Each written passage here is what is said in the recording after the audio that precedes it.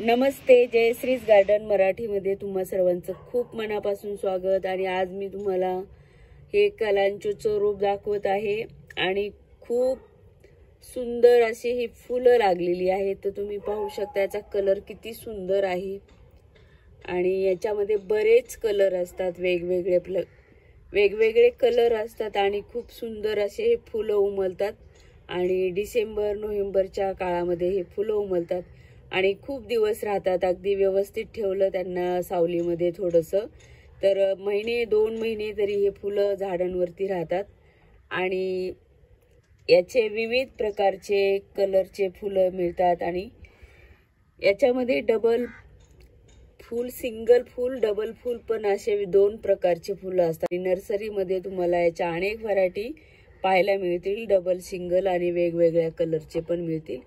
तर खूप सुंदर असे फुलं असतात आणि आपल्या गार्डनची खूप शोभा वाढवतात। कटिंग पासून मी उगवलेला आहे आणि याला खालून आता हे असे फुटवे आलेले आहेत।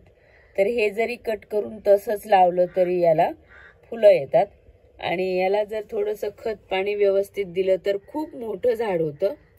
आता मी या खूप छोट्या कुंडीमध्ये लावलेलं आहे, पण याला जर मोठ्या कुंडीत लावलं तर खूप असं मोठं झाड होतं आणि खूप फुलं येतात। मागील 2-3 वर्षापूर्वी मी याचे शॉर्ट टाकले होते, तर ते तुम्हाला मी लिंक देते। ते तुम्ही पाहू शकता किती मोठे मोठे ते झाड झाले होते आणि खूप असे फुलं आले होते, अगदी कुंडी भरून फुलं आले होते। खूप मोठी कुंडी होती आणि कुंडी भरून फुलं आले होते आणि बरेच दिवस ते तसेच राहिले। आणि याची काळजी म्हणावं तर याला ऊन पाहिजे असतं या रोपांना आणि पाण्याची थोडी गरज कमी असते, कारण याच्या पानांमध्ये पाणी धरून ठेवण्याची क्षमता आहे। पानं खूप अशी जाडसर असतात आणि याच्या दांड्यांमध्ये सुद्धा पाणी धरून ठेवण्याची क्षमता आहे। त्यामुळे पाणी कमी दिलं तरी चालतं आणि पाणी देताना चेक करून द्यायचं की त्याच्यामध्ये खाली ओल आहे का ते। जोपर्यंत वरची माती सुकत नाहीये तोपर्यंत याला पाणी देऊ नका आणि त्यामुळे तुम्हाला याची काळजी घेण्याची पाण्यासाठी एवढी गरज नाहीये। फक्त जेव्हा ही वरची माती सुकते तेव्हा याला पाणी द्यायचं। आणि खत म्हणाल तर मी तर कुंड्यांमध्ये कचरा जिरवत असते किचनमधील, तर तेच खत माझं असतं।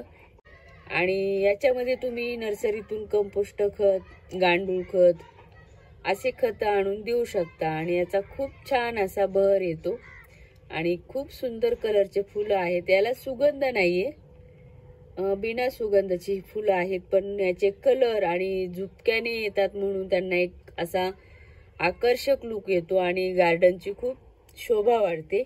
आणि अशा वेगवेगळ्या प्रकारचे तुम्ही जर नर्सरीतून याचे रोपं कलेक्ट केले आणि लावून ठेवले तर तुम्हाला वर्षभर हे झाड तुमच्या गार्डनमध्ये दिसून येतं आणि वर्षभर याला तुम्ही सांभाळू शकता आणि तुमच्याकडे हे झाड ठेवलं व्यवस्थित तर हे अजिबात खराब होत नाही किंवा मरून जात नाही, काहीच प्रॉब्लेम येत नाही।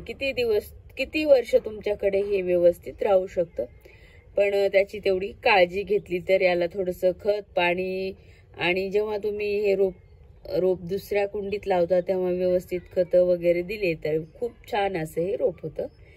तर मागे 2-3 वर्षापूर्वी माझ्याकडे खूप मोठं झाड होतं आणि त्याचं मी तुम्हाला त्याची लिंक देते डिस्क्रिप्शनमध्ये, तुम्ही तो व्हिडिओ नक्की पहा। आणि गार्डनमध्ये ह्या फुलांचं एकतरी रोप असावं, कारण हे डिसेंबर महिन्यामध्ये बरेच फुलं याला येतात आणि बरेच दिवस राहतात। याला खालून पहा कसे फुटवे फुटलेले आहेत। हे फुटवे जरी तोडून लावले तरी लगेच दुसरं झाड तयार होतं। एका रोपापासून तुम्ही बरीच रोपं तयार करू शकता आणि हे मी कटिंग पासूनच लावलेलं आहे। गेल्या वर्षी सुद्धा याचे फुलं मी दाखवले होते। आता हा दुसरा बहर आहे आणि दुसऱ्या वेळेला याला फुलं आलेली आहेत। तर याचे जर मी मोठ्या कुंडीत लावलं व्यवस्थित तर याला खूप अशी फुलं येतील आणि खूप मोठं सुद्धा होईल। मी खूप छोट्या कुंडीत लावलं होतं, कटिंगच छोटी होती त्यामुळे छोट्याच कुंडीत लावलं। तर नवीन जेव्हा असे फुटवे येतात तेव्हा वेगवेगळ्या कुंडीत तुम्ही लावू शकता आणि याची खूप काळजी घेण्याची गरज नाहीये। एकदा तुम्ही याला खत पाणी व्यवस्थित दिलं तर हे आपोआपच ग्रो होत राहतं। तर याला असे कळ्या येऊन भरपूर फुलं येतात आणि नर्सरीमध्ये जर तुम्ही हे रोप घ्यायला गेला तर तुम्हाला नक्कीच मिळेल आणि भरपूर असे कलरचे फुलं मिळून जातील। तर नक्की एखाद्या नर्सरीमध्ये भेट द्या किंवा तुमच्या नातलगांकडे जर असं रोप असेल त्यांच्याकडून तुम्ही पान आणा किंवा एक तुकडा तोडून आणला तरी तुमच्याकडे असं रोप तयार होऊन जाईल। तर हा व्हिडिओ तुम्हाला कसा वाटला? आवडल्यास लाईक, शेअर आणि सबस्क्राईब करायला विसरू नका। खूप खूप धन्यवाद।